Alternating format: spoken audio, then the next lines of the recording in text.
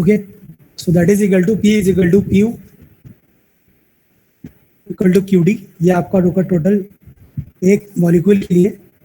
और यहाँ आप देख सकते हो, ये मैंने लास्ट टाइम आपको बताया था कि अगर आपके पास सिंगल मॉलिक्यूल है ये, तो यहाँ पर ये इक्वल टू 0 है। अगर चार्ज आपका डिस्टॉर्टेड हो जाएगा, सो ये आपका डिस्टॉर्ट किसकी वजह से होगा, नेगेटिव चार्ज से फोर्स इस तरह लगेगा, और पॉजिटिव पे चार्ज आपका इस तरह लगेगा, फोर्स इस तरह लगेगा। जस्ट बिकॉज ऑफ दिस हम लोग इस मॉलिक्यूल को, ओनली दिस मॉलिक्यूल,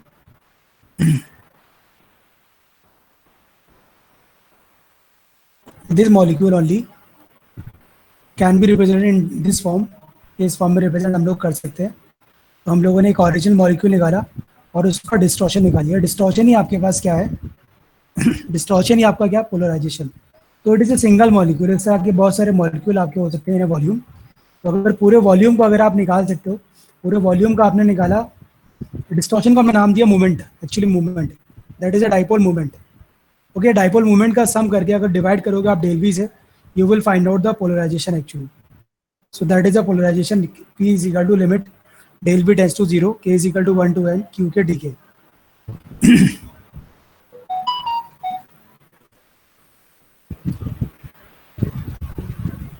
ठीक है।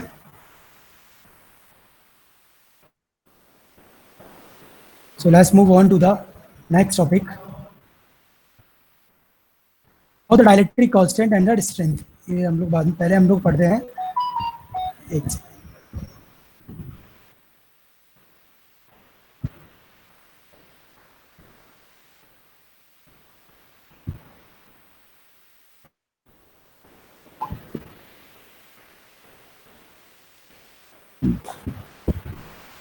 हम लोग बात करते हैं आज बाउंड्री कंडीशंस की।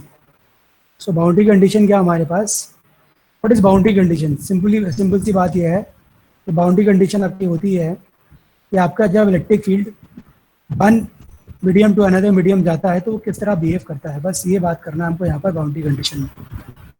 सो लेट्स सी किस तरह देखना है इसको हमको।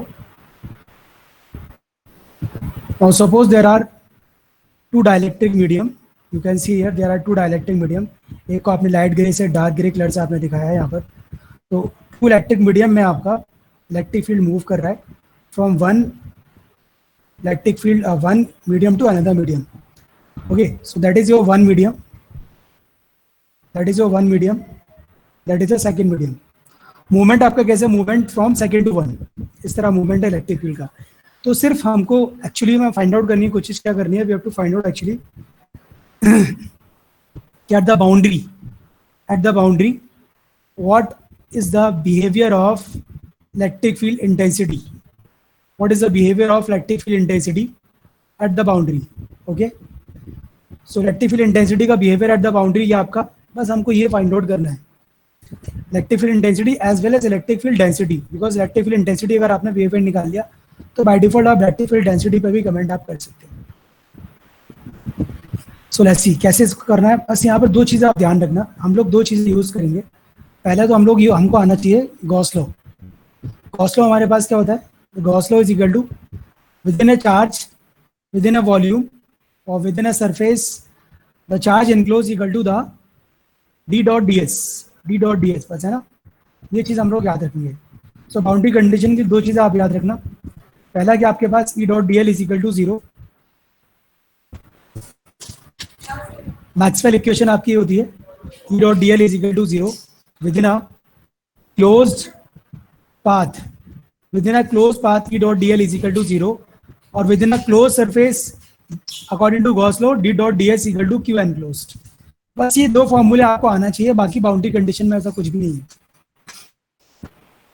अगर इलेक्ट्रिक फील्ड को आप डिवाइड करोगे दो कंपोनेंट में, tangential and normal component. There are two components, tangential and normal component.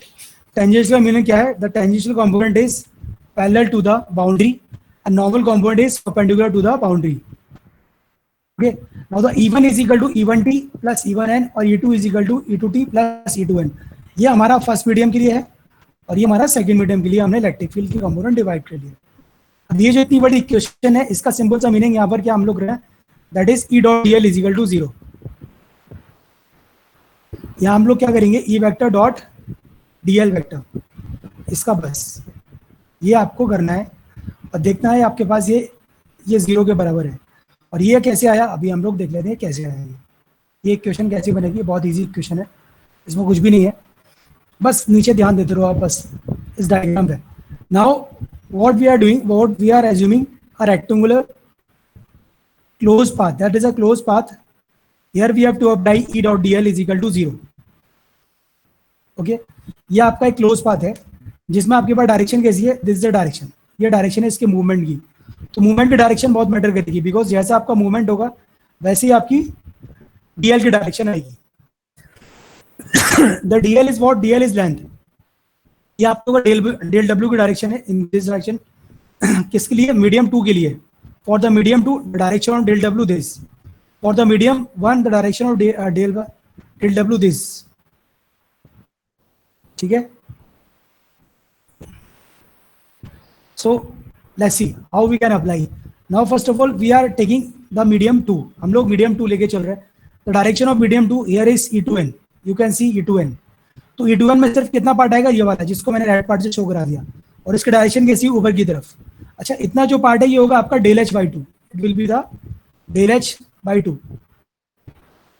Direction कैसी है इसकी, ऊपर की तरफ। और जो आपके पास e2n है उसकी डायरेक्शन कैसी है, दैट इज ऑल्सो अपवर्ड, ये दोनों आपके ऊपर की तरफ है।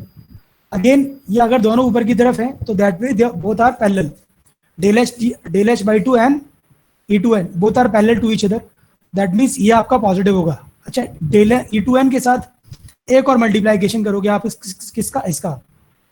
यहां पर भी आप देखोगे ये that is also del H by two, मैं इसको दूसरे कलर से रिप्रेजेंट कर सकता हूँ। ये आपको हो गया दूसरा पार्ट, इसकी वैल्यू भी क्या होगी, डेल एच बाई टू। तो जब इसका मल्टीप्लाई इससे करोगे तो आपके e2n के दो कंपोनेंट होंगे, एक तो plus del H by two होगा, दूसरा e2n into minus del H by two. Let's see आते हैं नहीं आते।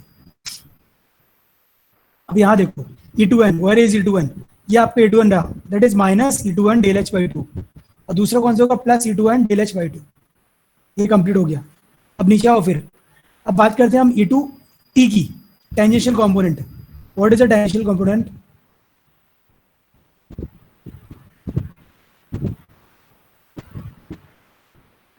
सो टेंजेंशियल कंपोनेंट हमारे पास क्या है, this is a tangential component और that is the direction of del W. दोनों की डायरेक्शन कैसी है, अपोजिट। तो e2t एंड डेल डब्ल्यू दोनों नेगेटिव होना चाहिए, इसका product e2t minus del W. Okay, ये आपका हो गया negative, minus e2t into del W, ये नेगेटिव हो गया आपको। ओके, अब बात करते हैं ऊपर वाले फील्ड के लिए, यानी कि मीडियम 2 के लिए, मीडियम 1 के लिए sorry. So for the medium 1 again two components e1t और e1n, there are two components e1t and e1n। Okay, now e1t की डायरेक्शन आपके पास ये है और e1n की डायरेक्शन आपके पास ये है। नाउ जब e1t को मल्टीप्लाई करोगे आप इस डेल डब्ल्यू से तो ये आएगा पॉजिटिव। जब e1n को मल्टीप्लाई करोगे यहाँ से डेल एच बाई टू से, ये डेल एच बाई टू बनेगा एक, तो ये ऊपर की डायरेक्शन है, और e2n आपका कैसा ऊपर की तरफ। एक तो पॉजिटिव आएगी e1n और दूसरा किसका इसका आएगा नेगेटिव। सो लेट्स सी, यहाँ पर देख लेते हैं एक बार इसको क्लियर करके कौन पॉजिटिव है कौन नेगेटिव है। तो यहाँ से आप एक चीज देखो कि आपके पास e1t और डेल डब्ल्यू दोनों पॉजिटिव आएंगे और e1n का एक नेगेटिव होगा एक पॉजिटिव होगा। तो e1t डेल डब्ल्यू ये आपका पॉजिटिव है,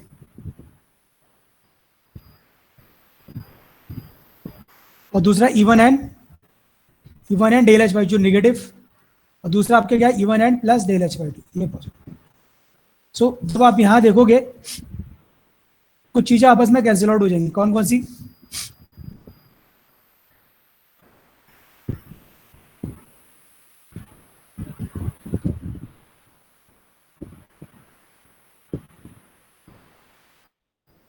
यहाँ पर आपका ये e2n और e2n del H by two ये नेगेटिव, ये cancel out, e1n del H by two ये आपका खत्म हो जाएगा इससे, e1n del H by to से, और बचा e2t and del W. One से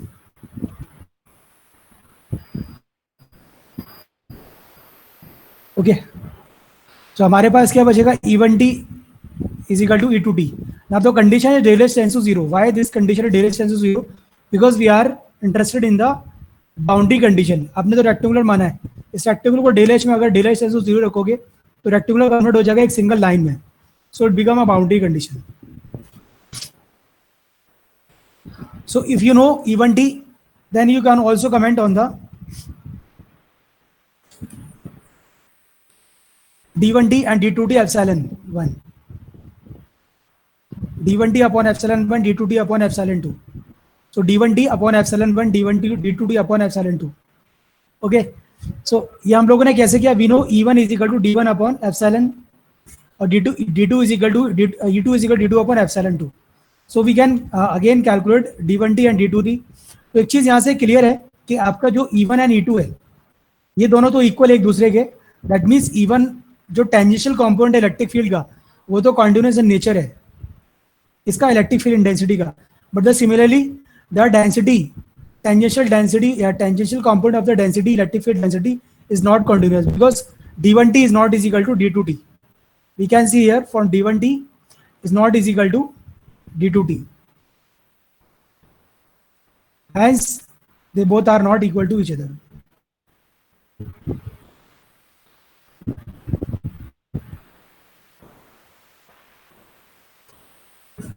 Okay, now let's see. एक और हमारे पास सरफेस है, दूसरा सरफेस हमारे पास क्या है, दिस वन. हम लोगों ने यहाँ पर एक और डायग्राम बना रखा है. This is the diagram. तो यहाँ पर हम लोग क्या करेंगे, D2 को पार्ट में डिवाइड करेंगे. एक तो D2n और दूसरा D1t D2t. दो पार्ट में हम लोग डिवाइड करेंगे. ठीक है, इन दो पार्ट में आप डिवाइड करोगे इसको. सो और अगेन दो आपके मतलब डाइलेक्ट्रिक है. वन डाइलेक्ट्रिक ये, सेकंड डाइलेक्ट्रिक ये है. ठीक है, और ये आपने माना गॉसियन सरफेस. इस गॉसियन सरफेस के अकॉर्डिंग हम लोग एनालाइज करेंगे. और कैसे एनालाइज करना है, the Gaussian surface has to surface actually perpendicular to the D1n actually. और दो कौन कौन से आपके पास, एक तो ये ऊपर का तरफ है और दूसरा आपका ये नीचे की तरफ सरफेस है. तो देयर आर टू सरफेस. अब यहाँ अप्लाई करेंगे हम लोग Gauss law. We know that Gauss law is equal to D dot ds. तो Gauss law is equal to D dot ds is equal to del q. So del q अगर हम लोग मान के चलते हैं, del q is equal to this is the total charge enclose by this surface, Gaussian surface, is equal to surface charge density into the differential surface. So एक तो होगा आपका D1 and delta S positive, दूसरा होगा D2 negative. Y, अब देख लेते हैं एक बार हाउ. सी देखो, द डायरेक्शन ऑफ D1n की डायरेक्शन कैसी, ऊपर की तरफ इस फील्ड में. तो यहाँ डेल एस भी आपका इस ऊपर की तरफ है और ये भी ऊपर की तरफ है. तो D1n और डेल्टा एस दोनों पॉजिटिव होना चाहिए. D1n डेल एस पॉजिटिव है बिकॉज डॉट प्रोडक्ट इनका पॉजिटिव आएगा. अच्छा, similarly you can C D2n की डायरेक्शन क्या है, दिस वन. और डायरेक्शन ऑफ डेल एस क्या होगी, नीचे downward. Both are anti parallel to each other. तो D2n minus D2n delta S ये आपका होगा नेगेटिव.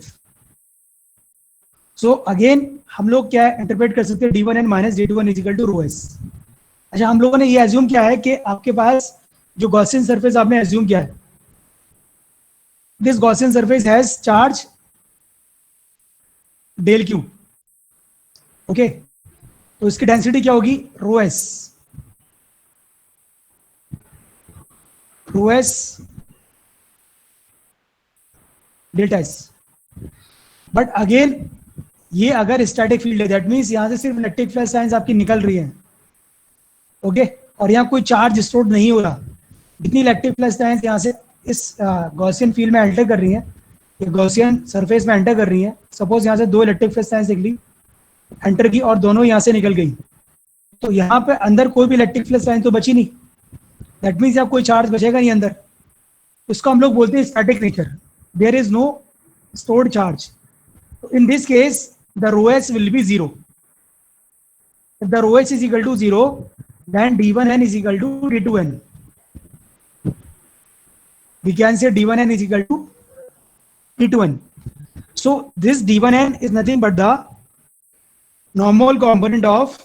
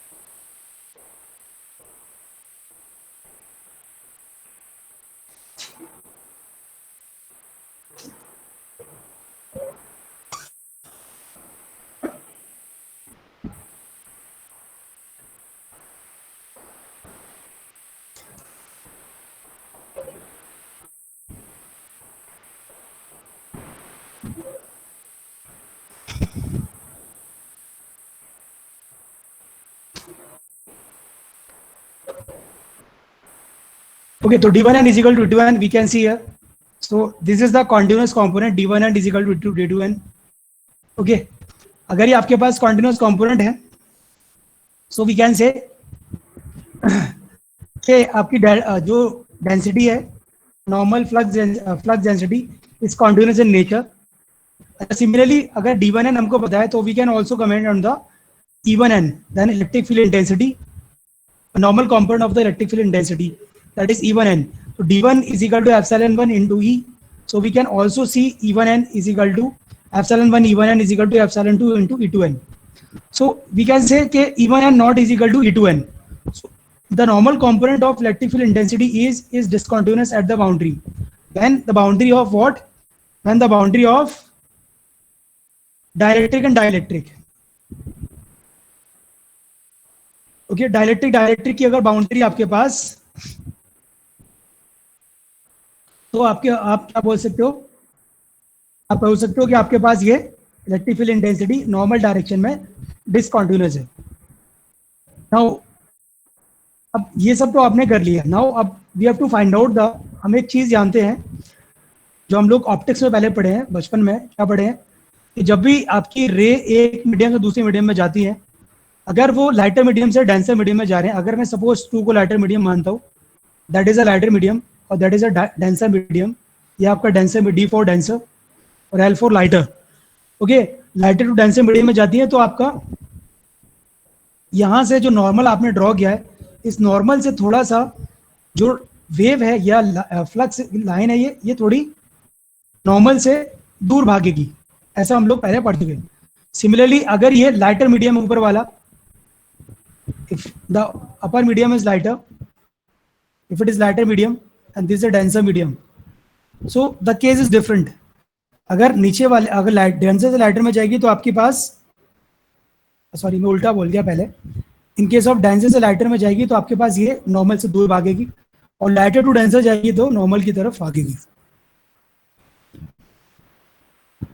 ओके, सो राइट नाउ हम लोग यही कॉन्सेप्ट अप्लाई करेंगे यहाँ पर. Actually the same concept, you have to find out this angle theta 2 and theta 1. हमको theta 2 and theta 1 find out करना है बेसिकली. तो यू नो ये आपके पास ये E2 है, ओके, या दिस इज E1 है आपके पास. या अगर एंगल थीटा 1 है, this angle is theta 1. Okay, तो E1t आप कैसे लिख सकते हो? The E1t will be E1 cos theta 1, E1 t will be E1 cos we can take that is E1 t cos, ये एंगल कितना होगा आपका 90 माइनस थीटा 1. सो हम लोग क्या लिख सकते हैं यहां पर, this E1 t is nothing but the E1 t will be E1 cos 90 minus theta 1, that is sin theta 1. That is sin theta 1. E1 t is equal to E1 sin theta 1. Similarly, we can comment on E2 t. The E2 t will also be E1 E2 sin theta 2. So एक तो condition हमारे पास ये आ गई. दूसरी condition हम लोग क्या draw कर सकते हैं नॉर्मल कंपोनेंट के लिए. तो this is a normal component epsilon 1 E1 cos theta 1, that is D1n and D2n. So that is epsilon 2 E2 cos theta 2. So from these two equation, from this equation and this equation, we can find out the angle tan theta 1 upon epsilon 1, tan theta 2 upon epsilon 2.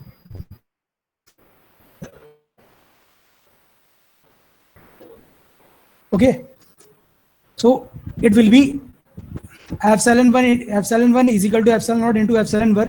अच्छा, इसको हम लोग क्या बोलते हैं, इसको हम लोग बोलते हैं law of refraction. That is called the law of refraction. If you know the tan theta 1, तो हम we can calculate the tan theta 2. epsilon 1 epsilon 2 हमको पता होगी किसी भी मीडियम की. तो मीडियम कैसा है आपका, फाइन. नाउ दूसरी बाउंड्री कंडीशन आपकी conductor dielectric boundary condition. The second boundary condition is the conductor and dielectric. तो ऊपर आपका होगा dielectric, you can see here this is a dielectric and the lower part is a conductor.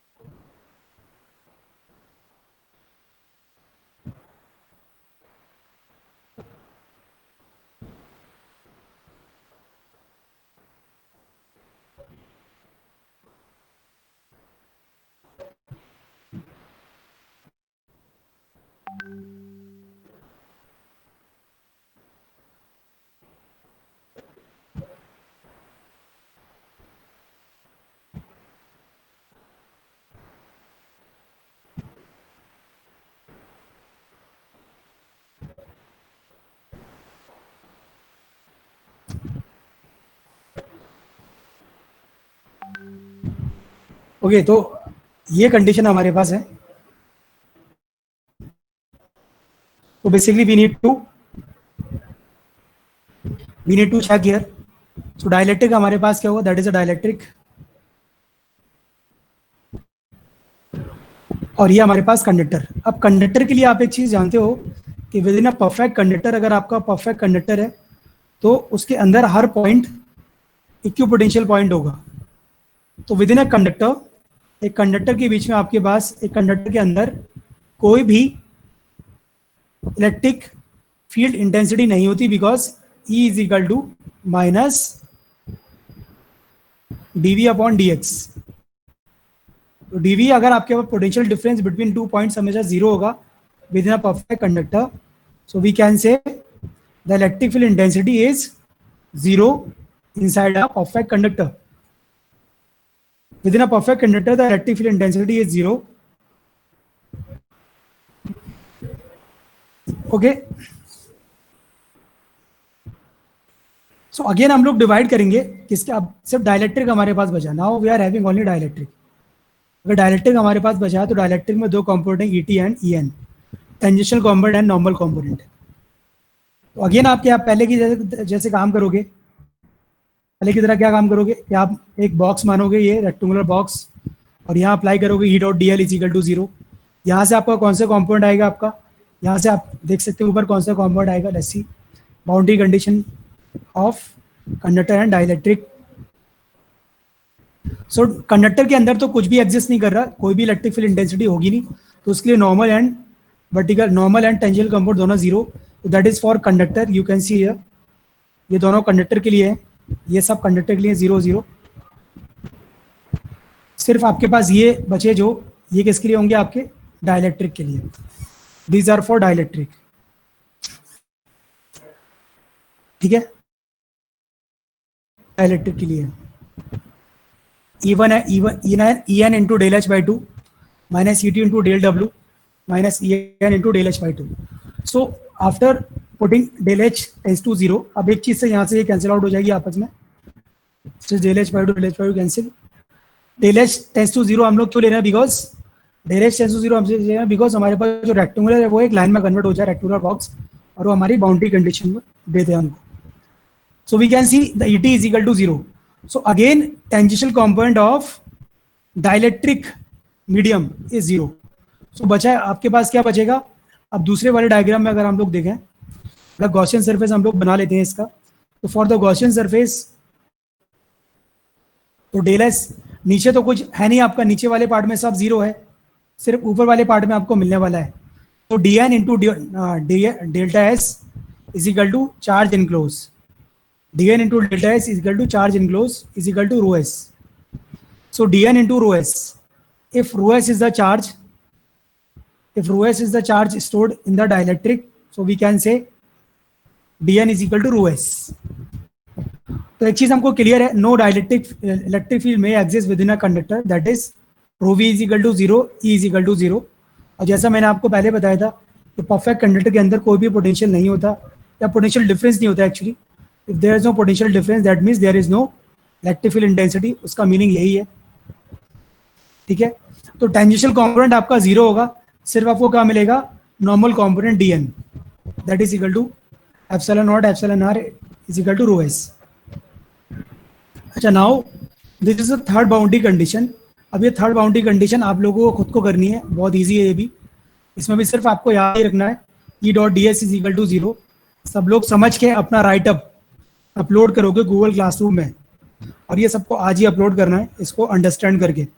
कोई भी copy नहीं करेगा book से, book से कॉपी करोगे तो आपकी सारी स्टेप्स मैच होती हैं, तो डेफिनेटली आप अगर बुक से कॉपी कर दो समझ में आ जाएगा कि आपने कॉपी किया है या फिर खुद से लिखा है।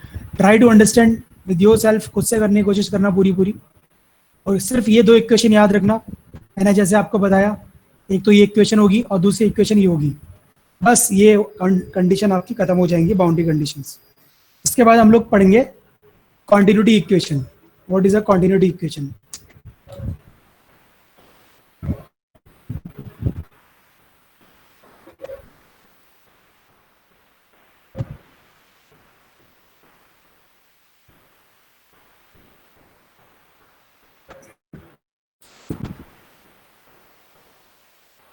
आप सभी को आज ही राइटअप अपलोड करना है गूगल क्लासरूम में।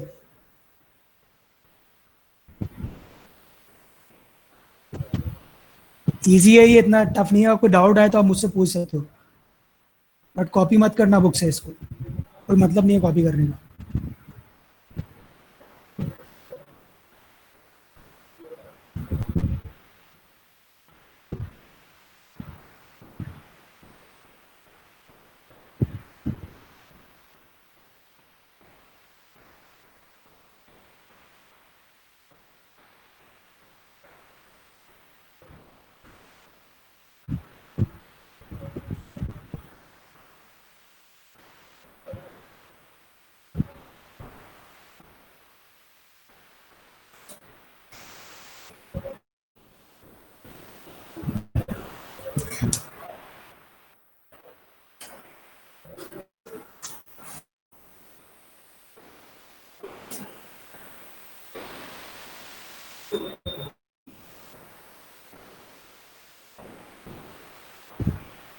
मैं अटेंडेंस ले लेता हूँ आप लोग की एक बार, ये आप लोग जाना गई मत।